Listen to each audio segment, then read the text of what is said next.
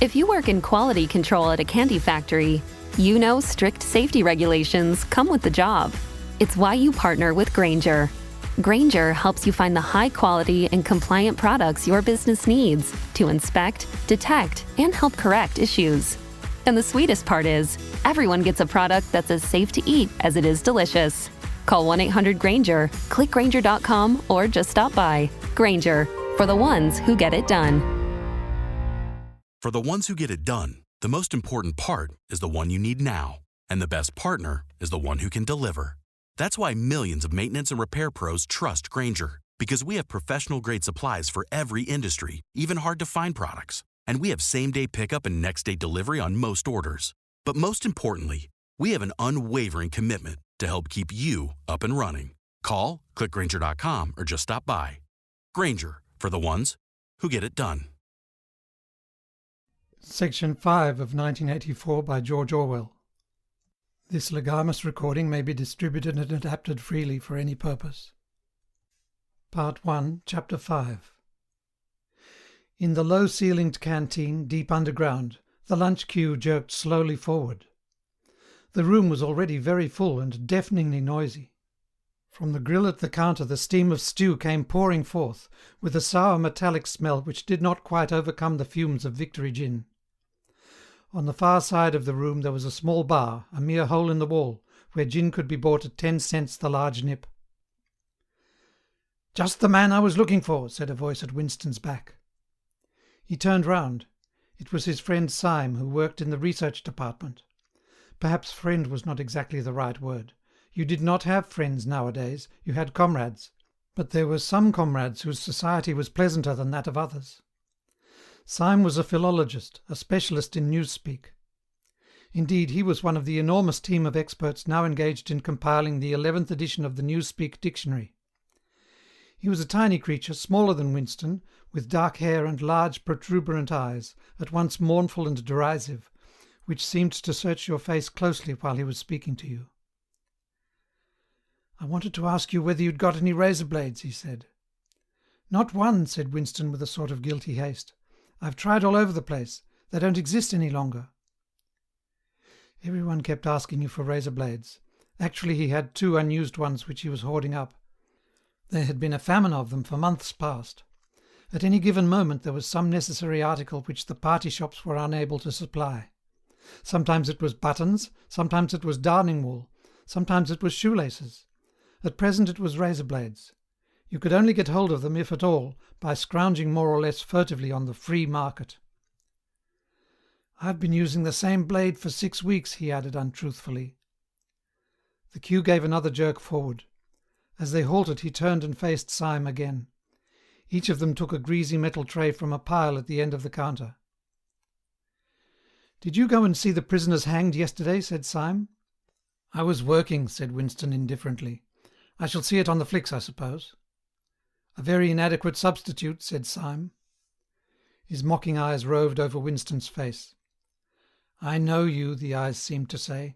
"I see through you. I know very well why you didn't go to see those prisoners hanged." In an intellectual way, Syme was venomously orthodox.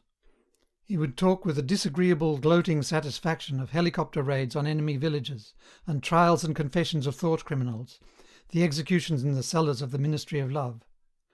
Talking to him was largely a matter of getting him away from such subjects and entangling him, if possible, in the technicalities of newspeak, on which he was authoritative and interesting.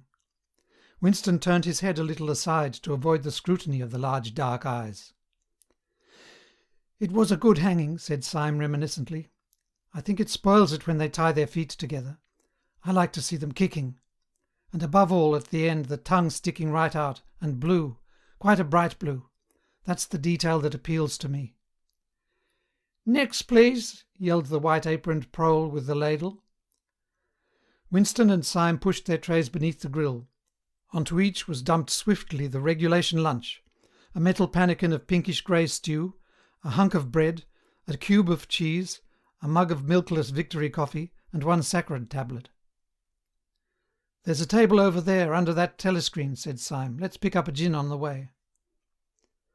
The gin was served out to them in handleless china mugs. They threaded their way across the crowded room and unpacked their trays onto the metal-topped table, on one corner of which someone had left a pool of stew, a filthy liquid mess that had the appearance of vomit. Winston took up his mug of gin, paused for an instant to collect his nerve, and gulped the oily-tasting stuff down.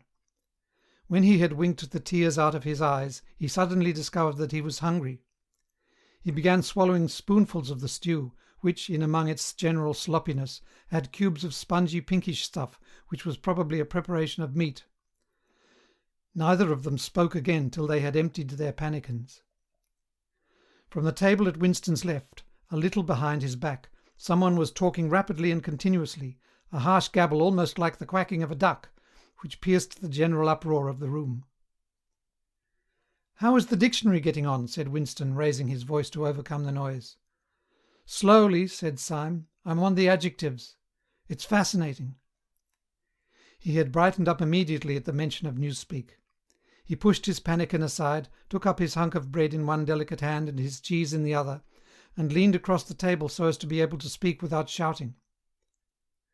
"The 11th edition is the definitive edition," he said. "We're getting the language into its final shape, the shape it's going to have when nobody speaks anything else. When we've finished with it, people like you will have to learn it all over again. You think, I dare say, that our chief job is inventing new words, but not a bit of it. We're destroying words, scores of them, hundreds of them, every day. We're cutting the language down to the bone. The 11th edition won't contain a single word that will become obsolete before the year 2050. He bit hungrily into his bread and swallowed a couple of mouthfuls, then continued speaking with a sort of pedant's passion. His thin dark face had become animated. His eyes had lost their mocking expression and grown almost dreamy. "It's a beautiful thing, the destruction of words. Of course the great wastage is in the verbs and adjectives, but there are hundreds of nouns that can be got rid of as well. It isn't only the synonyms, there are also the antonyms. After all, what justification is there for a word which is simply the opposite of some other word? A word contains its opposite in itself. Take good, for instance. If you have a word like good, what need is there for a word like bad? Ungood will do just as well, better, because it's an exact opposite, which the other is not. Or again, if you want a stronger version of good, what sense is there in having a whole string of vague, useless words like excellent and splendid and all the rest of them? Plus good covers the meaning, or double plus good if you want something stronger still. Of course we use those forms already, but in the final version of Newspeak there'll be nothing else. In the end, the whole notion of goodness and badness will be covered by only 6 words. In reality, only 1 word. Don't you see the beauty of that, Winston? It was BB's idea originally, of course," he added as an afterthought. A sort of vapid eagerness flitted across Winston's face at the mention of Big Brother. Nevertheless, Syme immediately detected a certain lack of enthusiasm. "You haven't a real appreciation of Newspeak, Winston," he said almost sadly. "Even when you write it, you're still thinking in old speak. I've read some of those pieces that you write in the Times occasionally. They're good enough, but they're translations. In your heart you'd prefer to stick to old speak with all its vagueness and its useless shades of meaning. You don't grasp the beauty of the destruction of words. Do you know that Newspeak is the only language in the world whose vocabulary gets smaller every year?" Winston did know that, of course.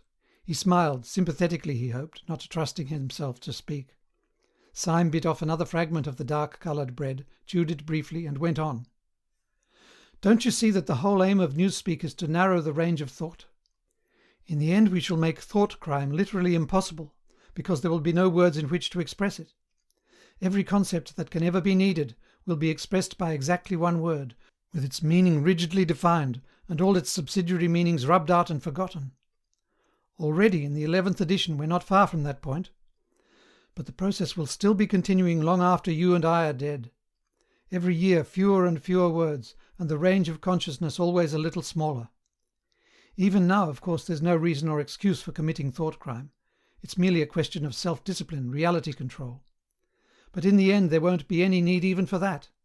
The revolution will be complete when the language is perfect. Newspeak is Ingsoc, and Ingsoc is Newspeak," he added with a sort of mystical satisfaction. "Has it ever occurred to you, Winston, that by the year 2050, at the very latest, not a single human being will be alive who could understand such a conversation as we are having now?" "Except," began Winston doubtfully, and he stopped. It had been on the tip of his tongue to say, "Except the proles," but he checked himself, not feeling fully certain that this remark was not in some way unorthodox. Syme, however, had divined what he was about to say. "The proles are not human beings," he said carelessly. "By 2050, earlier probably, all real knowledge of old speak will have disappeared. The whole literature of the past will have been destroyed. Chaucer, Shakespeare, Milton, Byron, they'll exist only in newspeak versions, not merely changed into something different, but actually changed into something contradictory of what they used to be. Even the literature of the party will change. Even the slogans will change. How could you have a slogan like 'Freedom is slavery' when the concept of freedom has been abolished? The whole climate of thought will be different. In fact, there will be no thought, as we understand it now. Orthodoxy means not thinking, not needing to think. Orthodoxy is unconsciousness." One of these days, thought Winston with sudden deep conviction, Syme will be vaporized. He is too intelligent. He sees too clearly and speaks too plainly. The party does not like such people. One day he will disappear. It is written in his face. Winston had finished his bread and cheese. He turned a little sideways in his chair to drink his mug of coffee. At the table on his left the man with a strident voice was still talking remorselessly away. A young woman who was perhaps his secretary, and who was sitting with her back to Winston, was listening to him and seemed to be eagerly agreeing with everything that he said. From time to time Winston caught some such remark as, "I think you're so right, I do so agree with you," uttered in a youthful and rather silly feminine voice. But the other voice never stopped for an instant, even when the girl was speaking.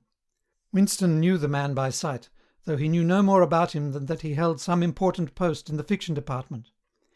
He was a man of about 30, with a muscular throat and a large, mobile mouth. His head was thrown back a little, and because of the angle at which he was sitting, his spectacles caught the light and presented to Winston two blank discs instead of eyes. What was slightly horrible was that from the stream of sound that poured out of his mouth, it was almost impossible to distinguish a single word. Just once Winston caught a phrase, "complete and final elimination of Goldsteinism," jerked out very rapidly, and as it seemed all in one piece, like a line of type cast solid. For the rest it was just a noise, a quack, quack, quacking. And yet, though you could not actually hear what the man was saying, you could not be in any doubt about its general nature. He might be denouncing Goldstein and demanding sterner measures against thought criminals and saboteurs. He might be fulminating against the atrocities of the Eurasian army. He might be praising Big Brother or the heroes on the Malabar front. It made no difference. Whatever it was, you could be certain that every word of it was pure orthodoxy, pure Ingsoc. As he watched the eyeless face with the jaw moving rapidly up and down, Winston had a curious feeling that this was not a real human being but some kind of dummy.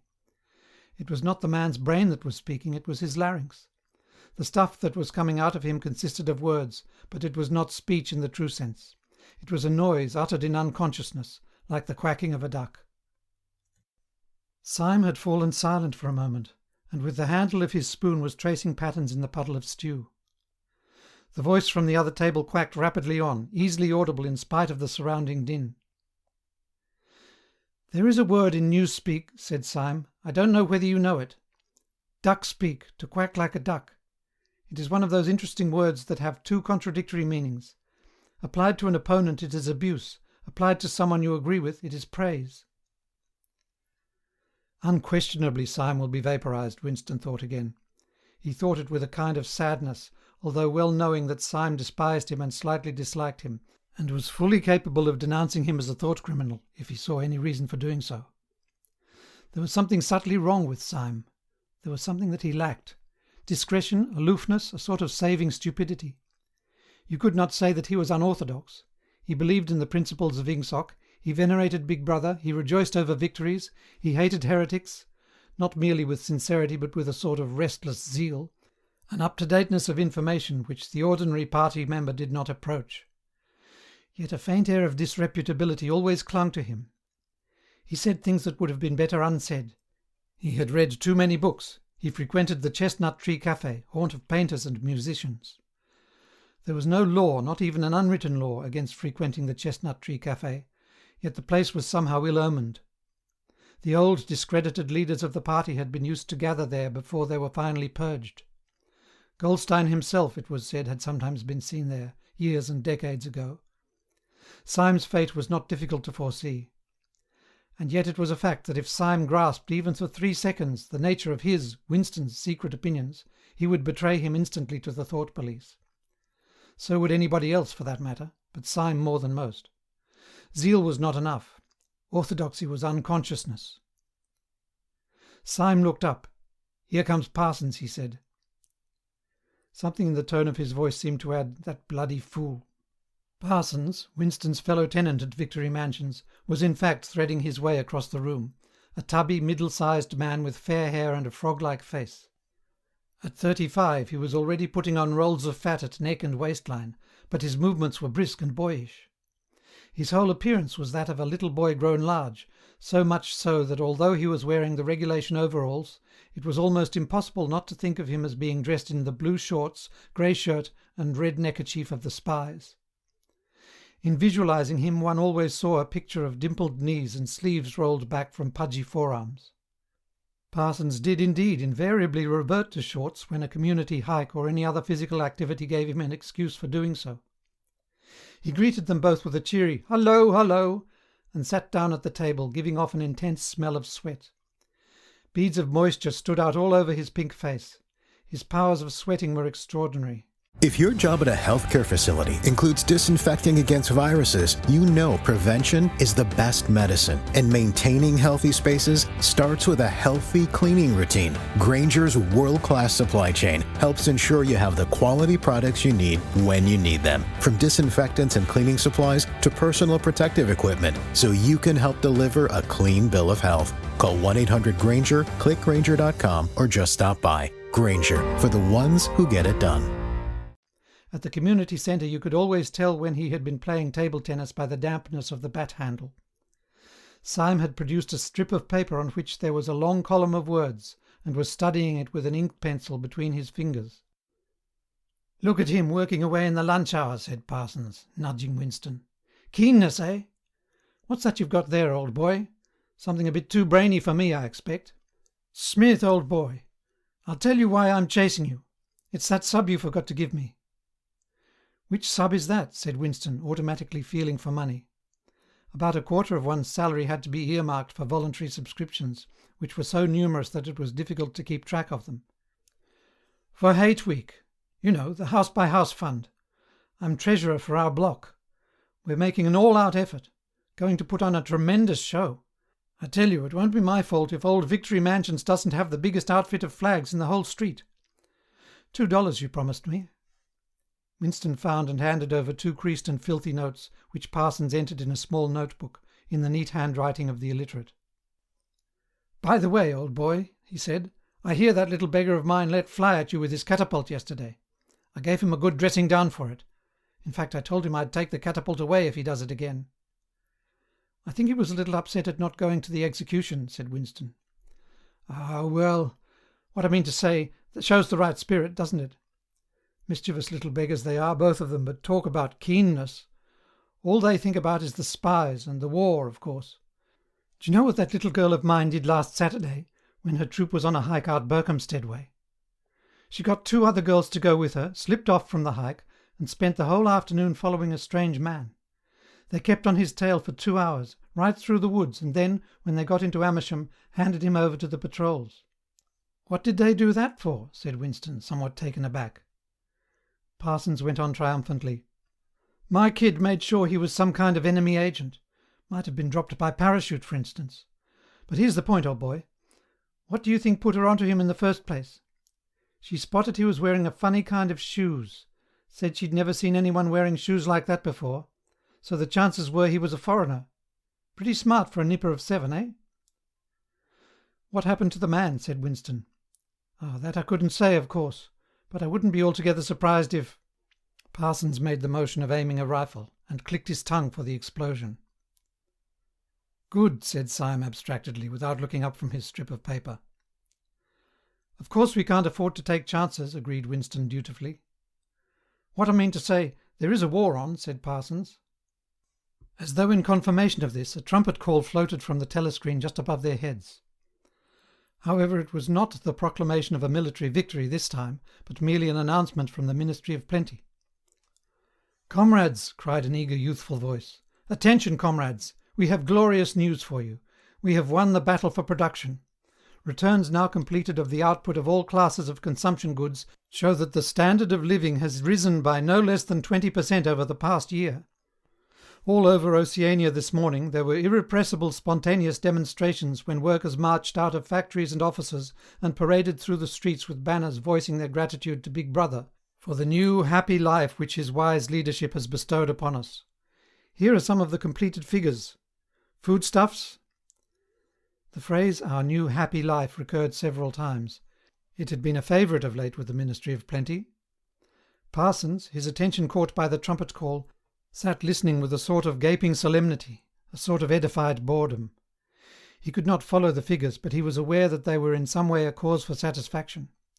He had lugged out a huge and filthy pipe which was already half full of charred tobacco. With the tobacco ration at 100 grams a week, it was seldom possible to fill a pipe to the top. Winston was smoking a Victory cigarette which he held carefully horizontal. The new ration did not start till tomorrow and he had only 4 cigarettes left. For the moment he had shut his ears to the remoter noises and was listening to the stuff that streamed out of the telescreen. It appeared that there had even been demonstrations to thank Big Brother for raising the chocolate ration to 20 grams a week. And only yesterday, he reflected, it had been announced that the ration was to be reduced to 20 grams a week. Was it possible that they could swallow that, after only 24 hours? Yes, they swallowed it. Parsons swallowed it easily, with the stupidity of an animal. The eyeless creature at the other table swallowed it fanatically, passionately, with a furious desire to track down, denounce, and vaporize anyone who should suggest that last week the ration had been 30 grams. Syme, too, in some more complex way, involving doublethink, Syme swallowed it. Was he then alone in the possession of a memory? The fabulous statistics continued to pour out of the telescreen. As compared with last year there was more food, more clothes, more houses, more furniture, more cooking pots, more fuel, more ships, more helicopters, more books, more babies, more of everything except disease, crime and insanity. Year by year and minute by minute, everybody and everything was whizzing rapidly upwards. As Syme had done earlier, Winston had taken up his spoon and was dabbling in the pale-coloured gravy that dribbled across the table, drawing a long streak of it out into a pattern. He meditated resentfully on the physical texture of life. Had it always been like this? Had food always tasted like this? He looked round the canteen. A low-ceilinged, crowded room, its walls grimy from the contact of innumerable bodies, battered metal tables and chairs, placed so close together that you sat with elbows touching, bent spoons, dented trays, coarse white mugs, all surfaces greasy, grime in every crack, and a sourish composite smell of bad gin and bad coffee and metallic stew and dirty clothes. Always in your stomach and in your skin there was a sort of protest, a feeling that you had been cheated of something that you had a right to. It was true that he had no memories of anything greatly different. In any time that he could accurately remember, there had never been quite enough to eat, one had never had socks or underclothes that were not full of holes, furniture had always been battered and rickety, rooms underheated, tube trains crowded, houses falling to pieces, bread dark-coloured, tea a rarity, coffee filthy tasting, cigarettes insufficient, nothing cheap and plentiful except synthetic gin. And though of course it grew worse as one's body aged, was it not a sign that this was not the natural order of things, if one's heart sickened at the discomfort and dirt and scarcity, the interminable winters, the stickiness of one's socks, the lifts that never worked, the cold water, the gritty soap, the cigarettes that came to pieces, the food with its strange evil tastes? Why should one feel it to be intolerable unless one had some kind of ancestral memory that things had once been different? He looked round the canteen again. Nearly everyone was ugly, and would still have been ugly even if dressed otherwise than in the uniform blue overalls. On the far side of the room, sitting at a table alone, a small, curiously beetle-like man was drinking a cup of coffee, his little eyes darting suspicious glances from side to side. How easy it was, thought Winston, if you did not look about you, to believe that the physical type set up by the party as an ideal, tall, muscular youths and deep-bosomed maidens, blonde-haired, vital, sunburnt, carefree, existed and even predominated. Actually, so far as he could judge, the majority of people in Airstrip 1 were small, dark and ill-favoured. It was curious how that beetle-like type proliferated in the ministries.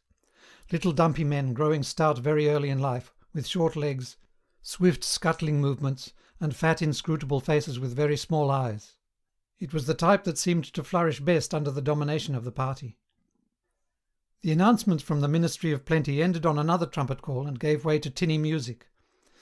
Parsons, stirred to vague enthusiasm by the bombardment of figures, took his pipe out of his mouth. "The Ministry of Plenty's certainly done a good job this year," he said with a knowing shake of his head. "By the way, Smith, old boy, I suppose you haven't got any razor blades you can let me have?" "Not one," said Winston. "I've been using the same blade for 6 weeks myself." "Ah, well. Just thought I'd ask you, old boy." "Sorry," said Winston. The quacking voice from the next table, temporarily silenced during the ministry's announcement, had started up again, as loud as ever. For some reason Winston suddenly found himself thinking of Mrs. Parsons, with her wispy hair and the dust in the creases of her face. Within 2 years those children would be denouncing her to the thought police. Mrs. Parsons would be vaporized. Syme would be vaporized. Winston would be vaporized. O'Brien would be vaporized. Parsons, on the other hand, would never be vaporized. The eyeless creature with the quacking voice would never be vaporized. The little beetle-like men who scuttle so nimbly through the labyrinthine corridors of ministries, they too would never be vaporized. And the girl with dark hair, the girl from the fiction department, she would never be vaporized either. It seemed to him that he knew instinctively who would survive and who would perish, though just what it was that made for survival it was not easy to say. At this moment he was dragged out of his reverie with a violent jerk. The girl at the next table had turned partly round and was looking at him. It was the girl with dark hair. She was looking at him in a sidelong way, but with curious intensity. The instant she caught his eye, she looked away again. The sweat started out on Winston's backbone. A horrible pang of terror went through him. It was gone almost at once, but it left a sort of nagging uneasiness behind. Why was she watching him? Why did she keep following him about? Unfortunately, he could not remember whether she had already been at the table when he arrived, or had come there afterwards. But yesterday, at any rate, during the 2 minutes' hate, she had sat immediately behind him when there was no apparent need to do so. Quite likely her real object had been to listen to him and make sure whether he was shouting loudly enough. His earlier thought returned to him. Probably she was not actually a member of the thought police, but then it was precisely the amateur spy who was the greatest danger of all. He did not know how long she had been looking at him, but perhaps for as much as 5 minutes, and it was possible that his features had not been perfectly under control. It was terribly dangerous to let your thoughts wander when you were in any public place or within range of a telescreen. The smallest thing could give you away.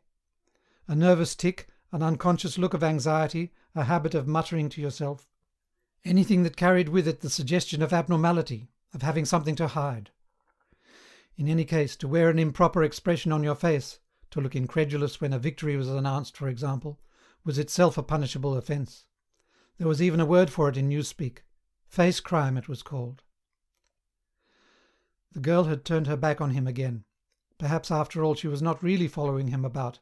Perhaps it was coincidence that she had sat so close to him 2 days running.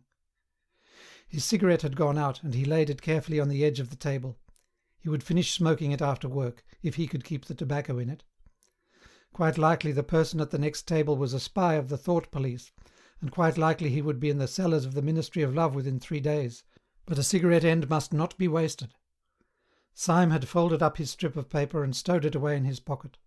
Parsons had begun talking again. "Did I ever tell you, old boy," he said, chuckling round the stem of his pipe, "about the time when those 2 nippers of mine set fire to the old market woman's skirt because they saw her wrapping up sausages in a poster of BB? Sneaked up behind her and set fire to it with a box of matches. Burnt her quite badly, I believe. Little beggars, eh? But keen as mustard. That's a first-rate training they give them in the spies nowadays. Better than in my day, even. What do you think's the latest thing they've served them out with? Ear trumpets for listening through keyholes. My little girl brought one home the other night. Tried it out on our sitting-room door and reckoned she could hear twice as much as with her ear to the hole. Of course it's only a toy, mind you. Still, gives them the right idea, eh?" At this moment the telescreen let out a piercing whistle. It was the signal to return to work. All three men sprang to their feet to join in the struggle round the lifts, and the remaining tobacco fell out of Winston's cigarette. End of section 5.